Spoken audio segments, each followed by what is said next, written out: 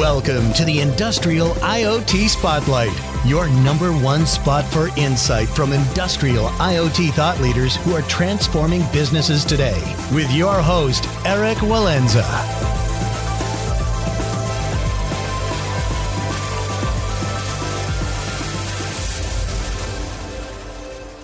Welcome back to the Industrial IoT Spotlight podcast. I'm your host, Eric Walenza, CEO of IoT ONE. And our guest today is Gabe Gumbs, Chief Innovation Officer at Spirion. Spirion builds and delivers data discovery and classification solutions that eliminate data privacy breaches. In this talk, we discuss the cybersecurity threat vector landscape and the growing risk to data generated by IoT devices. We also explored the importance of spending as much time as you can in problem space and in thinking from the perspective of a hacker. If you find these conversations valuable, please leave us a comment and a 5-star review. And if you'd like to share your company's story or recommend a speaker, please email us at team@iotone.com. Thank you. Gabe, thank you for taking the time to talk with me today. Absolutely. A pleasure to have me. It's nice to talk to you, Eric. So, Gabe, we're going to be discussing here the topic of how to secure your data footprint. But before we get into that or kind of a deeper dive on your company, I'm really interested in understanding how you got into this topic originally, because it looks like you've been in here for about 20 years. It looks like you basically graduated from university and jumped headlong into the topic of cybersecurity. What actually led you to this topic 20 odd years ago? That is a good pickup there. What looks like a straight linear path actually began before university. And spending my formative years in the Northeast of the United States, there was a very vibrant technology and a hacker community that was brewing. And in that environment, there were a lot of hobbyists that were exchanging information and just kind of, enjoying the craft of hacking as it were. I use the word hacking in more of the traditional sense of kind of manipulating the world around you for fun and or profit, for that matter. So, this is the days when freaking was still an art form with a P, that is. And so my journey into security as a profession really began on the IT side of things, as it had with many people from my generation. So began my career on the network side of things. And this was around the time when, again, my interest outside of my professional work had already included many security topics. And when IT was under heavy assault from the threat actors, threat models were shifting from kind of the hacktivists, of which there were many back then, and a lot of folks that were, I guess you could just kind of say, mischievous, although illegal. It started making that shift into more of the professional and focused attacks that it's graduated into. It's become quite professional, right? Both the criminal organizations and also, the government or the corporate espionage has become really an industry in the past, I don't know, has it been a decade? When did you start to see that change towards more of a professional approach from hacking? I think it depends on where we're drawing the line on quote professional. The change in how attackers began organizing, that is non-state actors, because state actors, they've always been organized. That's kind of, the very definition of how they maneuver. But when we saw kind of other individuals organizing in ways that brought groups of people together for a single cause, I think we started to see a lot of that in the early 2000s. By the mid 2000s, it certainly was there. Right around that same time too, we started seeing more entrance from organized crime also into the hacking scene, if you would. And then you even had a number of, again, what I would call kind of malicious hobbyists that were able to grab a toolkit or two off of a forum and create some malware on their own for random hijinks and shenanigans. But now that's graduated even further into ransomware threats, right? Where anyone can grab one of these toolkits and hijack someone's sensitive data in exchange for money. Absolutely. Now we have the IoT topic, so this has a kind of a new dimension. So certainly it's an evolving battlefield here. You then joined Spirion. I think you've worked, I don't know, with it looks like 6 or 7 different companies around the cybersecurity topic. But you joined Spirion back in 2017. you were with White Hat Security before that. What was it that struck you around this team that made you kind of throw your hat in the ring with them? I'll give your audience the story that I tell in my personal life also, because, well, it's the truth, and I think it is. I think it's an interesting story. I originally wasn't that interested in joining the organization, and in fact, when I first joined, the name of the company was Identity Finder, and I remember hearing that name and thinking to myself, it sounds like some kind of like identity and access management. Maybe this was consumer product. I wasn't sure what it was, but it didn't. Literally, just based on the company name, I thought to myself, this doesn't sound like a problem space that I might be interested in. But then I sat down and I talked to the founder, Todd Feynman, and he was just so incredibly passionate about protecting sensitive information and more importantly, protecting the personal information of individuals, that I really started to sit up and pay attention. And as I got up from that conversation, I remember thinking to myself, "Oh yeah, no, this is not just a problem space that interests me. This is certainly something that I'm rather passionate about." And so that's what brought me to what is now Spirion. We rebranded several years ago from the old Identity Finder to Spirion. And was the rebranding, was that attached to like an M&A activity or a shift in business, or was that just purely a branding decision? Purely a branding decision. I think part of that decision was based at the time in kind of my own bias as well, right? Like you heard that name and you immediately thought that we solved the problem that we weren't actually solving for, or we were in a completely different space. So there was part of that. Although the irony is, you fast forward to today, 2021, as we sit here, and there are some 80 plus countries in the world and 30 odd states in the US that all have privacy laws. All of a sudden, the name Identity Finder seems completely apropos. But it was largely a branding decision. Yeah, no, actually, it's funny. I think young companies tend to try to choose descriptive names because that helps. We chose the name IoT ONE. And then you find that you end up doing a lot of things that are somehow out of the direct scope of your name. And they go, it actually would be useful just to have kind of an interesting name that doesn't have any particular meaning. That's, I think, something a lot of companies get into. The value proposition. So I was looking through your company overview, and correct me if I'm wrong, but it looks like the value proposition is you have, as a company, a lot of data stored in a lot of different places. You don't know what you have. You don't know what you have that might be conflicting with some national, security law, or just that could be sensitive data that's unsecured. And you actually help to track down that data so people are aware of it and then secure it.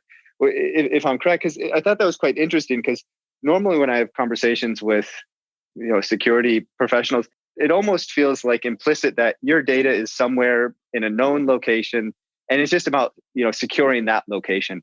But as I was reading through the proposition of Spirion, it looks like it's more, you don't know what data you have. You don't know where it's stored. So first you actually have to map it out and understand it, and then you can secure it.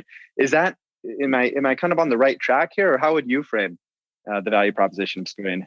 You are on the track, not just the right track. You are on the track. Let me take it up one level first and talk a little bit about Spirion's why. So our why, the reason why we exist, the reason why we all at Spirion get up every morning, is to protect what matters most. And what matters most is, again, that sensitive data of everyone, yours, mine, our parents, our friends, our families, our colleagues. And when you start with that why, what you just mentioned of this notion that when you talk to something like, the data is here in this location or these known locations and it's protected, it does kind of gloss over the what if all of that data wasn't just data? And what if the data was everything that made you, what was it? What if it was the digital representation of yourself? Everything that made you whole in the real world, but in its digital sense. When you receive compensation, paycheck, monies, whatever it is, I mean, most of us don't get paid in actual dollars any longer, right? Most of us don't even get paid in actual paychecks, physical ones any longer, right? There's random ones and zeros that enter your bank account. And those random ones and zeros represent data. And then there's other data about you. You might have a mortgage. And so your mortgage company has a large amount of sensitive data about you as well, too. They've got your history of all of the transactions you've made and your credit scores and everything else. And so there's all these companies that have all of this sensitive data on you. And so if I told you that implicitly, like, forget all the data they said that they think they know and have secured. If you were to go to them and ask them, do you know where all of my data is?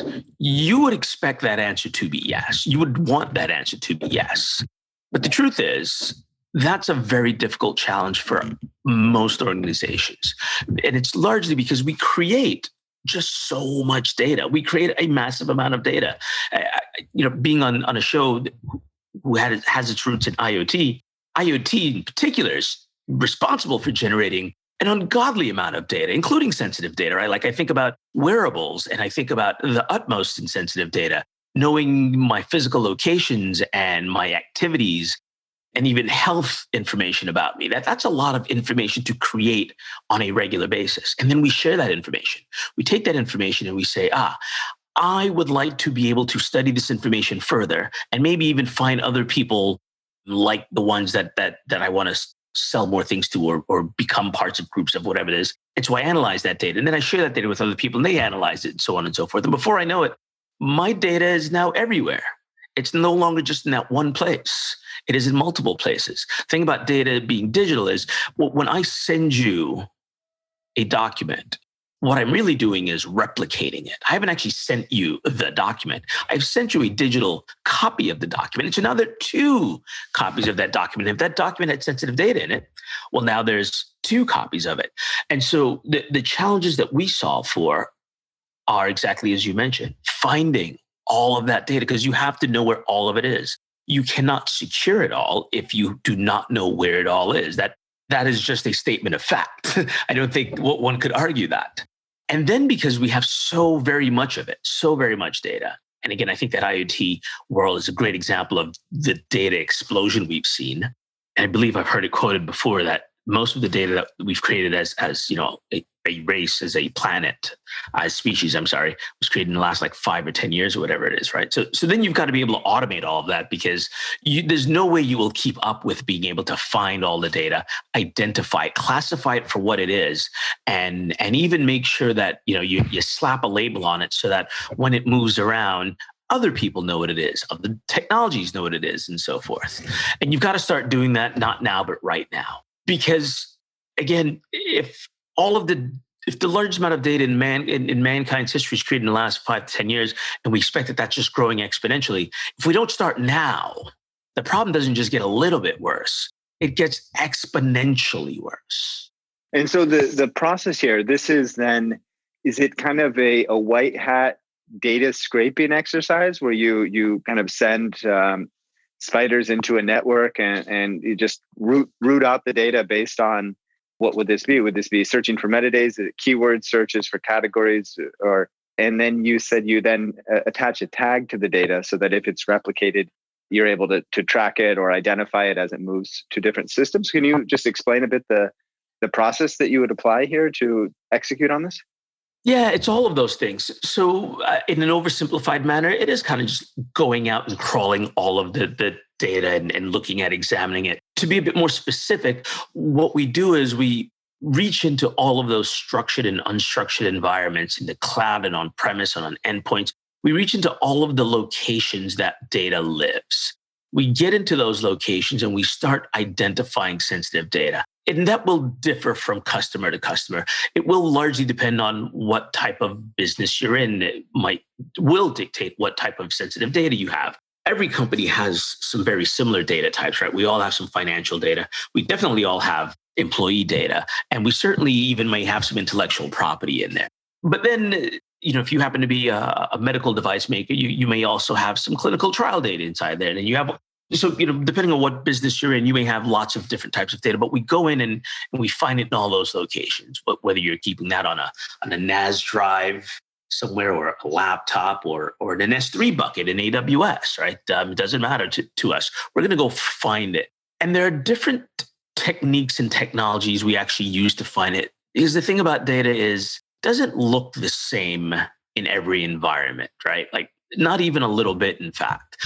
It's kind of one of those classic overfitting, underfitting problems where if we try to look at this problem too narrowly, we will miss all of the data. And as I mentioned before, you have to find all of the data. But if we look at it too widely, then we also end up just trying to analyze every single thing from a human's perspective. And again, then we can't automate that. And you'll remember the other thing I said that we have to do is automate it.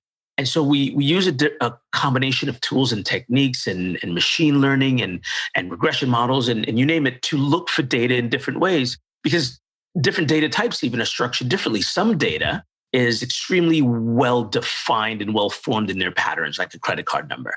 And they can be fairly easy to find, just using, basic rule systems. I use rule systems broadly because they could be machine-based. They could be machine learning rules-based systems.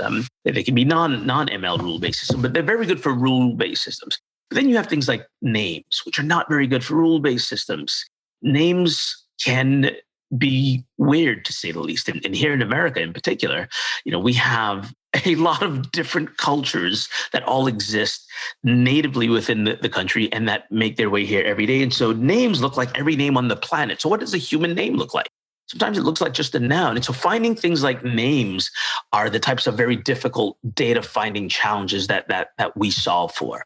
Finding credit card numbers, finding that in that sea of data, that massive amount of data is what we really excel at.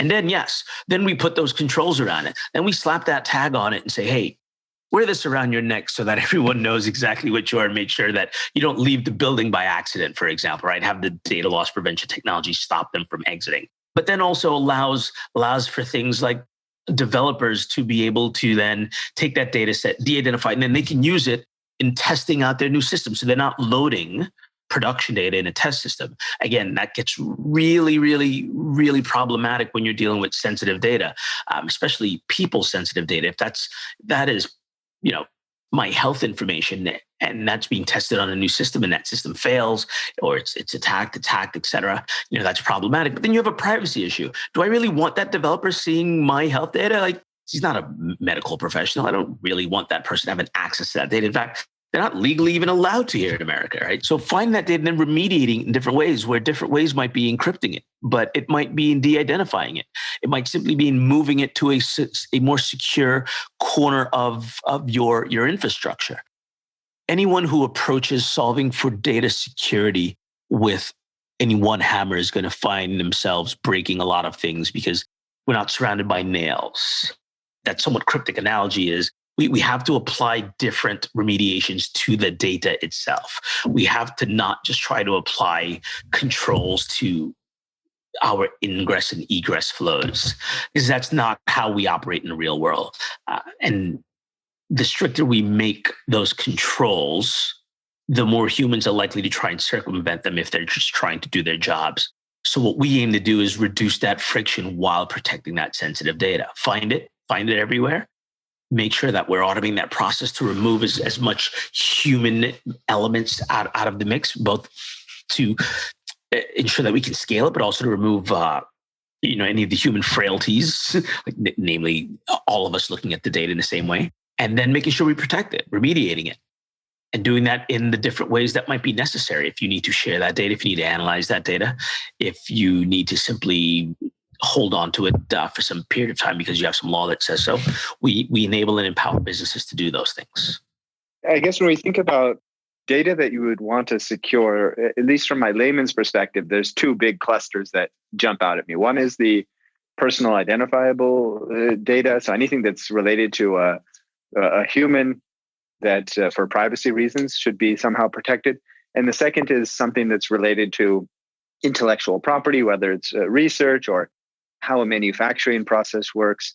And it feels to me, at least, again, from a layman's perspective, that there's very different thrusts behind this. So when you're dealing with personal data, then there's a lot of regulation that's driving, and also a lot of brand damage that could be done if you lose people's data. And then if you're looking at it from the other perspective, from an intellectual property perspective, that's less of a regulated environment, but more of an environment where the companies, just have a natural sense of wanting to protect this data because it's related to their competitive positioning. Are you focused primarily as a company on the personal data? Do you cover both of these? And if so, is it primarily the same set of tools that you would be applying in both cases? Or are there important differences in terms of how you would approach securing these two different buckets of data? Maybe I'm wrong in clustering them in this way. Maybe there's a better way to actually think about this. If that helps you think through it, I don't think it's a bad cluster. There are, however, additional clusters that we should discuss. So personally identifiable data is a very good label for all of the different data types that might identify you as a person. And some of the regulation out there, GDPR in particular, has gone as far as to describe that data as, quote, directly or indirectly identifiable, which I think is also a very good distinction, right? Because sometimes we don't think about something like maybe, your telephone's EMI number as being identifiable to you because you don't use it, right? Like you don't use that number, you don't give that number to your friends, but that number is tied to you in the data set that your telecom company has. And so that's a directly identifiable number. But then there's other indirectly identifiable data too, right? Like if I just gave you a cohort of individuals that all live in this same area and share similar attributes, but very specific attributes, right? Like they're all Hispanic females between the ages of 22 and 23 and in this zip code, right? Like that does become very identifiable. Like you can start re-identifying who those persons are. So generally speaking, your buckets aren't bad. However, there are lots of other different buckets. You also mentioned intellectual property and that maybe being less governed. Well, intellectual property, if you're a pharmaceutical organization, that's going to be extremely governed, right? At least, again, here in the States, and I'm sure many other countries. If you create encryption technology, you certainly have some intellectual property that you want to protect. But again, here stateside in the US, we've got the International Trade Arms Regulation, the ITAR, and that restricts what we can do with that data, who we can share it with, other countries, other individuals. So we happen to live in an increasingly regulated world. And I'll avoid the political commentary for the most part there. Whether you think that's good or bad, we're there and it's increasing. GDPR, CCPA, and the other 78 privacy-driven regulations across the planet have all made it very clear we are there. Those buckets are wide and varied, and it's almost guaranteed that there is some regulation that if you are contracting business, you are going to be held to, even if it's just at the state and local level. And to answer your question very directly, we dabble in all of it. We specialize in all of it. We've been looking at sensitive data for the better part of 16 plus years now, and so we understand it extremely well. And when we originally began some 16 years ago, we were a bit focused just on personally identifiable data at the time. But today, Spirion lives at that intersection of data privacy and data security. And so to do that, we examine all of that data. And then you have kind of a new set of data that you mentioned earlier, which is coming from devices. And of course, we've had devices producing data for many decades, but there's really been an explosion in the number of them and the volume of data they're producing. So I guess this produces two challenges. One is the volume, which you mentioned, and the second is that as opposed to, let's say, data from a bank or an insurance company that's primarily structured somehow in databases, or at least in laptop computers that have pretty good CPUs. Now, the data could be in some fairly dumb device that might not be connected all the time, and maybe has firmware that hasn't been updated in 3 years, and so forth. So I guess there's a certain set of challenges around that. Can you share some thoughts on how this landscape, how the proliferation of IoT devices is now shaping the landscape of data that's produced and how you secure that data? Well, it's certainly shaping the public perception is moving in this regards. There's been a numbness almost that has come across most people, most lay people over the last couple of decades as they hear story after story of breach of data and data breaches everywhere and things of that nature. And so the public perception around IoT data and privacy data, I think is slowly starting to shift also, as this notion of taking back our privacy, taking back our data and taking control of it belonging to us, having some agency over our data continues to move in that direction. the IoT world is going to be challenged in coming to the table with solutions of their own that take into account not just data security, but data privacy. If I can pick on the industry for a while, it's fair to say that data security has been nothing short of an afterthought in the IoT world. And data privacy is even further behind that at the moment. I think the biggest impact has been and will continue to be perception. There are going to be a lot of other material impacts. You're going to have more attackers shifting their models in the IoT direction. And that's just a byproduct of economics. Attackers are extremely efficient, and they're also very good at finding the largest return on their efforts. And if that means attacking treasure troves of IoT devices for medical healthcare data because it fetches more in the black market to the tune of $25 per record versus 25 cents for a banking record, they will shift their modes directly in that space. And again, that's going to change perception, and perception is going to be the thing that will drive a lot of transformative change. Technologists like myself, while we're trying to solve this problem with technology and with the combination of techniques and technology, public perception is really going to drive how we apply that technology to these problems. You mentioned that public perception is starting to shift. I guess we see a few things that are at least positive. I don't know if there is, maybe to me they seem positive. Maybe they're just marketing efforts without much impact. Maybe you can share some perspective here. But we see Apple, for example, limiting or making it more challenging to collect data without explicit buy-in from the user. We see some controls on the use of cookies on browsers. I think in IoT, we see a little bit more effort to actually build in security in. I mean, it's certainly still not what we'd want it to be, but at least people seem to be making a bit of effort now, where I think that wasn't the case when it was just get your pilot out to market as quickly as possible, maybe a few years ago.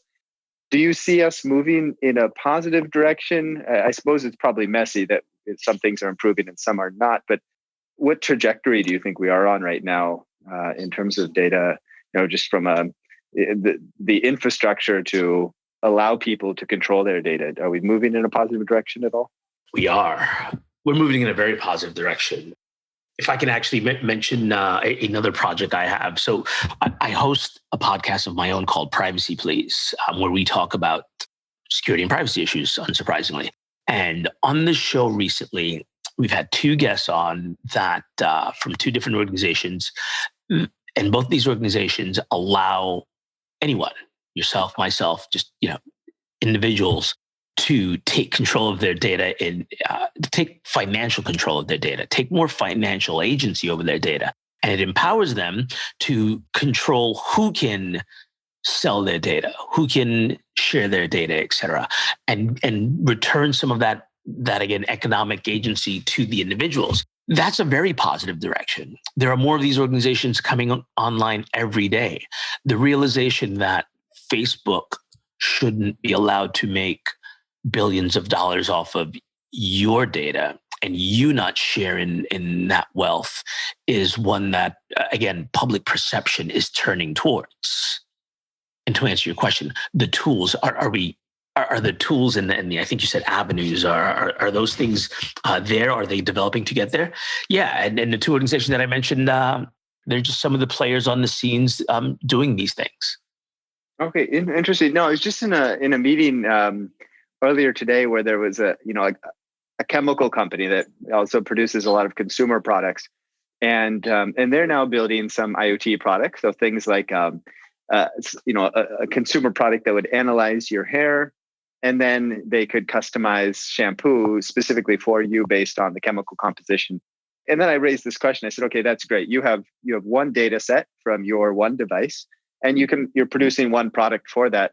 But maybe another company has a similar, another set of data around your hair or around something on your body, and they have another set of products. If you're able to combine that data, from multiple points, you could potentially provide something much more valuable to the customer. But you get into this very challenging situation then of deciding how do we actually share data between organizations in a way that's legal and ethical. And on the one hand, there's a lot of potential value there, right? And the value for the business, but also potentially value for the customer, because maybe, a lot of customers would say, if you want to use my data to provide better products to me, please, go ahead and do it, or better, pay me a little bit of money and then go ahead and use my data in certain ways. So there might be a lot of people that would be open to that. And for companies, obviously a lot of value, but still there's a ton of technical barriers and also probably legal barriers and just practical barriers. How do people actually sign off that you can use my data in a particular way? And how technically do you scale that if you're only making a little bit of money from each person? So it has to be a completely automated process. Maybe the companies that you mentioned are kind of working in this space, but do you see efforts to solve this problem of how do you monetize data? I mean, obviously Facebook is doing a great job of that, but they control all of the data. So if you're an IoT company that, has like a one data stream and you want to combine that with other data sets, how do you monetize data, but doing that in an ethical way where the data usage is being properly tracked? Do you see anything kind of interesting going on in this direction right now? Yeah. So let me first take you back to your example of the device like analyzing here. We opened a show talking about my background as an ethical hacker and kind of growing up in a security scene. As you described the product they were building to me, my attacker mindset immediately goes to, well, what happens if an authoritarian government uses that data to analyze hair for the presence of drugs? Like they look at the molecular structure of your hair composition to see if you're using drugs. I'm going to pick on one just because it comes to mind. But like the president of the Philippines, for example, right? Like he's notoriously known for being very anti-drug, which we can all agree drugs are bad. What if he got his hands on that data set and then just went around cleaning house? That's a very callous way to say just, killing people because he thinks they shouldn't be using drugs. Use that extreme attacker's mindset example to answer the question of how do I use that data in an ethical way? The first thing you have to do is you have to think about the dangers that data may have. You have to formulate in your mind those different scenarios where if that data were to be in the hands of someone like the one I just described, what would be the consequences? And so with the knowledge of what the attack surface of your data looks like, who may find this data useful, who is going to attack this data, who's going to come at this data, and also who's going to just simply handle this data, who's going to leave a laptop in a car unlocked, who's just going to email something over to themselves in plain text, who's going to do all of those things, who's going to do all the things with that data that is going to make it problematic. And so then you say, well, maybe one way to do that, if I need to share the data, is I can package it up tightly, right? I can encrypt it and then send it off to someone else. But I still have the same problem once it gets to the other location, right? All I've done is I've taken a very fragile thing and I put it inside of an armored car and sent it off to another fragile location. So that doesn't solve all of the problems, although you still want to transport it in that car. To answer your question very directly, though, there's a lot of work being done in the differential privacy space. And differential privacy has been around as a field of study for 20 years, maybe more. But it's in practice in a lot of technologies right now and has been making a lot of gains. I think of companies like Tonic AI out of the San Francisco area that have a platform that allow you to take a data set like the one you just described, remove the elements from it that might identify the human beings, the individuals, and allow those two companies to share that data. Allow them to share that data so that they can explore these new possibilities without compromising the integrity or privacy of the individuals that data belongs to. Snowflake has a similar data plane that allows customers to share those. I think Microsoft is working on a similar platform as well that allows companies to share that type of data and get those outcomes. As a consumer, as someone who buys things, as someone who exists in this material world of ours, I appreciate when an ad is well targeted. I happen to be a customer of one particular company in one of their products, and I've left their brand twice, and twice through advertising, I found my way back. I sat there one night on Twitter years ago, and it was like, oh, look at that. That actually looks like something I want and need. So when you tailor an ad to me, I am grateful for that. I don't want an ad targeted to me that for products that I will never even consider, because then the ad is truly invasive in my space. But if it's something that might actually enrich my life, then I want that. But I'm not willing to trade my privacy for that. And so we have to first think about the implications of the data sets. And that's why at the top of the show, I wanted to make it very human, the conversation about data. It's not just random amorphous, intellectual property in some cases. That data has a very real impact on you and I. The technology that you were just referencing, to examine hair follicles, that intellectual property, I'm sure, is worth billions of dollars to that company. But the data that it's going to generate, that's me, that's you. Yeah, and that's what makes this discussion so challenging, right? Is that on the one, you're kind of dealing with two different situations. You're dealing with something that can be extremely abstract, and then you're dealing with something that's extremely concrete and meaningful for the individuals involved. And it's just two sides of the same coin here, which makes this kind of a challenging issue to deal with. Maybe to make this a little bit also more concrete for myself and our listeners in terms of what this looks like in practice, are there 1, 2, 3 cases that you'd be able to walk us through, maybe from different perspectives, kind of different environments, different challenges, and looking very practically at what was the problem that you were facing and how you developed a solution that allowed the company to kind of still operate and make use of their data, but do so in a way that was also respectful of the individuals who own that data? I got a lot of very good real world examples. I spend all of my days when I'm not waxing philosophically on perils of dictators getting their hands on my hair composition. I spend a lot of time with real world practitioners, and that is to say, people in the business world who are going about their regular business lives, but doing so with data and needing to protect it. So there are a couple of stories that stand out. One in particular, approached by an organization who really needed to understand and need to control how data was leaving their endpoints in particular. And it wasn't that they wanted to stop it from leaving their endpoints. They very rightly, and I think maybe ahead of where some organizations are, understand that free flowing of data was very necessary. Now, in their case, they probably recognize that because they themselves build financial products, and to do so very quickly ahead of their competition, like they must move, with speed. But they needed to understand how the data was leaving their endpoints, and more importantly, what was the data that was leaving their endpoints, right? Like they knew it was there, and even knew what some of it was, but they had no real control over this. And so the very first challenge for that organization was understanding, all right, what might they have inside of their organization? So we sat down and we mapped that out. We understood what it was. They had actually already done a lot of this work in identifying and laying out a data classification schema, as well as some data handling practices. And so we took that and we set about. Sorry, just to jump in quickly. So it sounds like they had a lot of this done, but if a company doesn't have this mapping already done, what type of effort is that? I mean, I guess it depends on the type of company, but is that something that a medium-sized organization would be able to do in a couple of weeks, or is this a multiple months effort if you haven't done this previously? I find the larger the organization, the slower this process might be, only because it has to be a group effort, which is to say you have to get all of the stakeholders at the table to understand who the data owners are, the data creators, who the data stewards will need to be, and then also get everyone on the same page of understanding that everyone is a data handler. At the larger organizational level, you could go about the task of creating a data classification schema in a matter of weeks if you got outside help. Say, for example, if you contract an organization like ours, you could do that in a matter of weeks.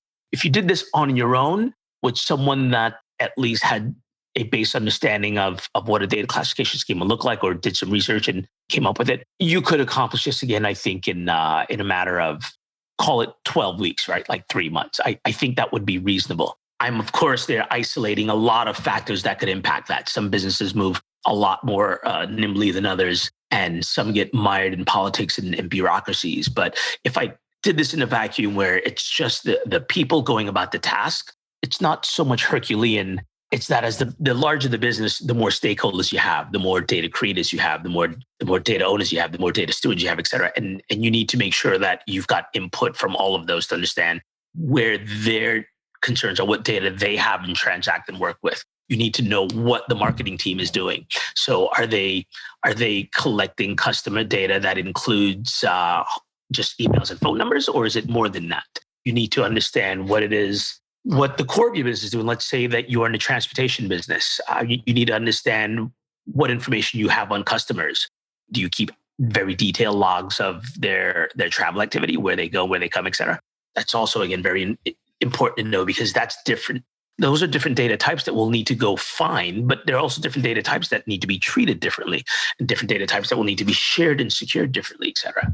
So I would expect that at the smallest level, you could do this pretty quickly. And at the grand scales, it'll take you a few months, but it shouldn't take you much more than that. If it takes you more than that, you might have other organizational challenges that need addressing as well. Okay, great. So you do this mapping, and then what's the next step?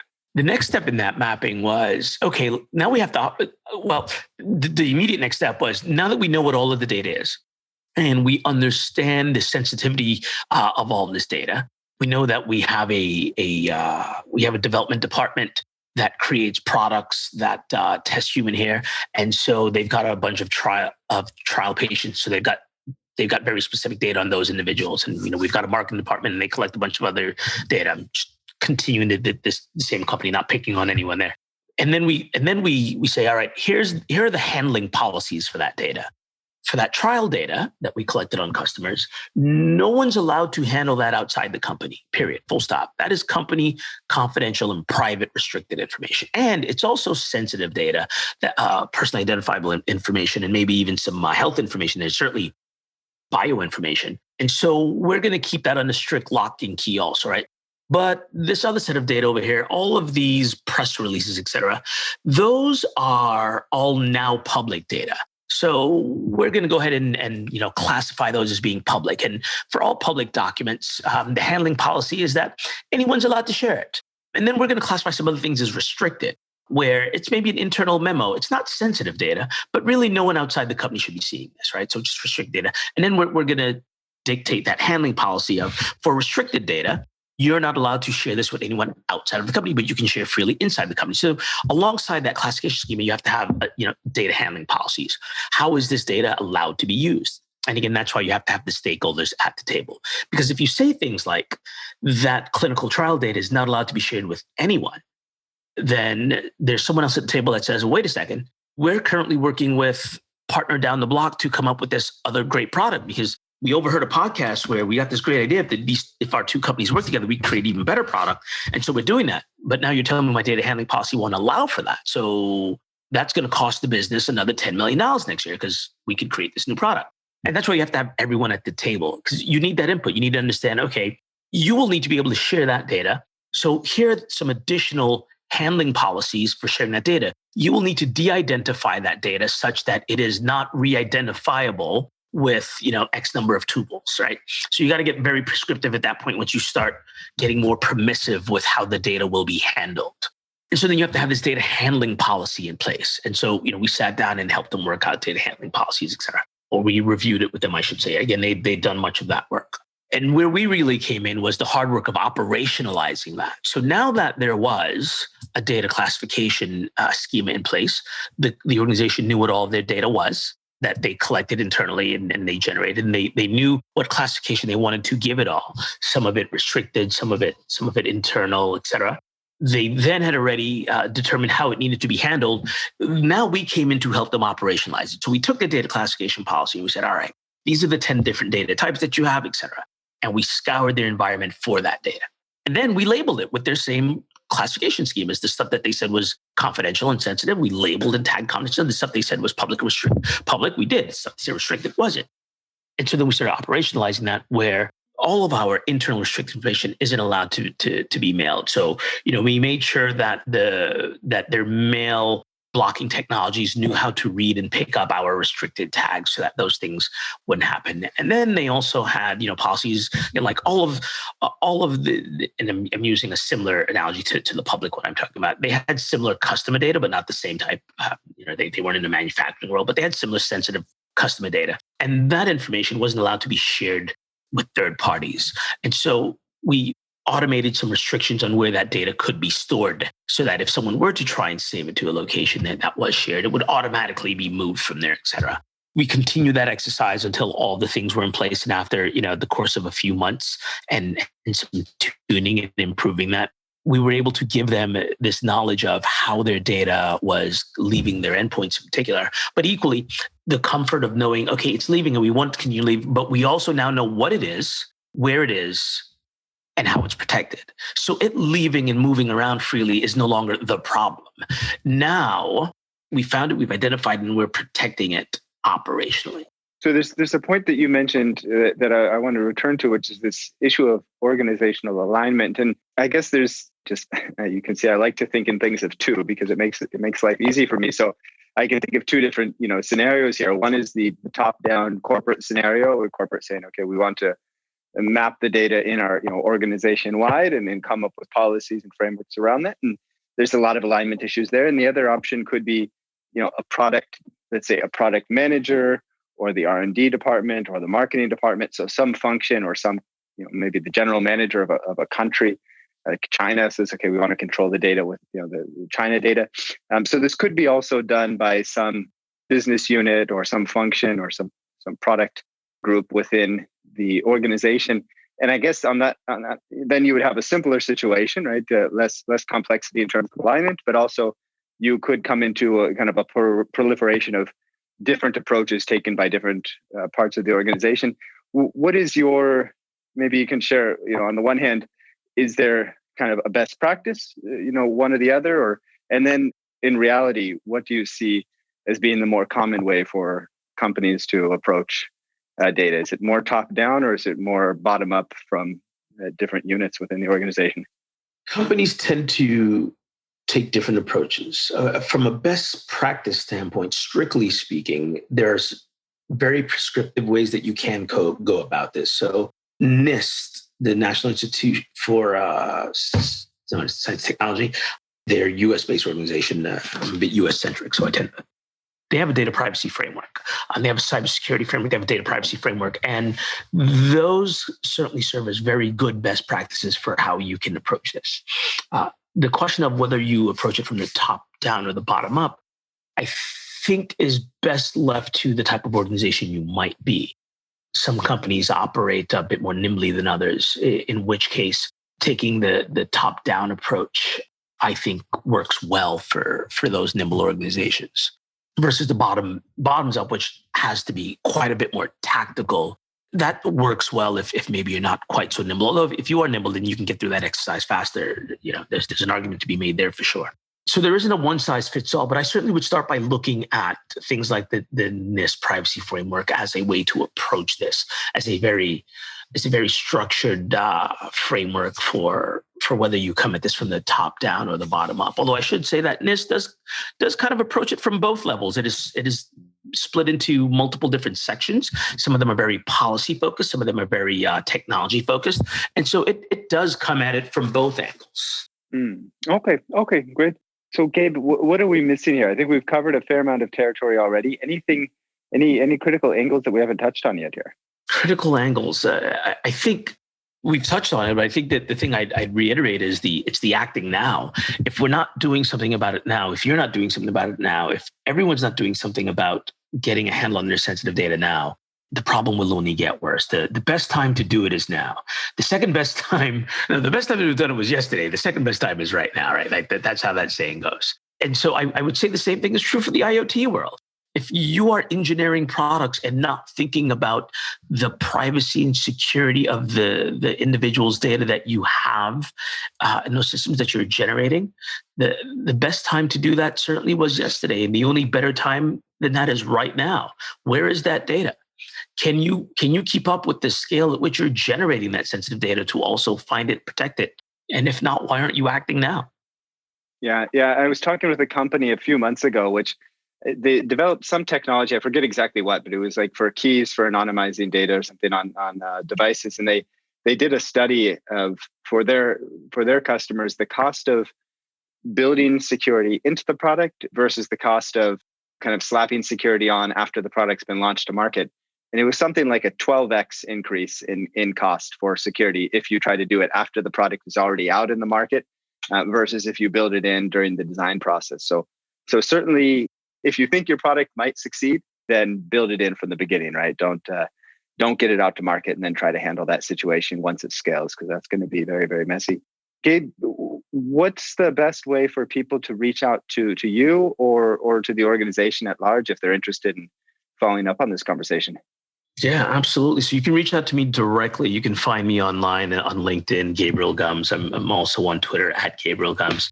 You can find Spirion online as well, too, in all those locations. Spirion on LinkedIn. We are at www.spirion.com. Stop on by and grab some literature and check out all the great things that we do to secure companies' data and protect the personal data of people everywhere. You can also hop on by and drop in an hour podcast as well, too. So every Wednesday, Cameron, Ivy, and myself, we launch a new episode of Privacy Please. You can join the conversation there, and you can email us and interact with us online and all those channels as well, too. Privacy Please. Very cool. I'll check that out. Gabe, thank you so much for the time today. Thank you. The pleasure was mine. Thanks for tuning in to another edition of the Industrial IoT Spotlight.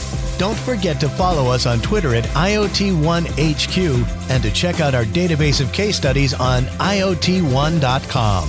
If you have unique insight or a project deployment story to share, we'd love to feature you on a future edition. Write us at eric.walenza@iot1.com.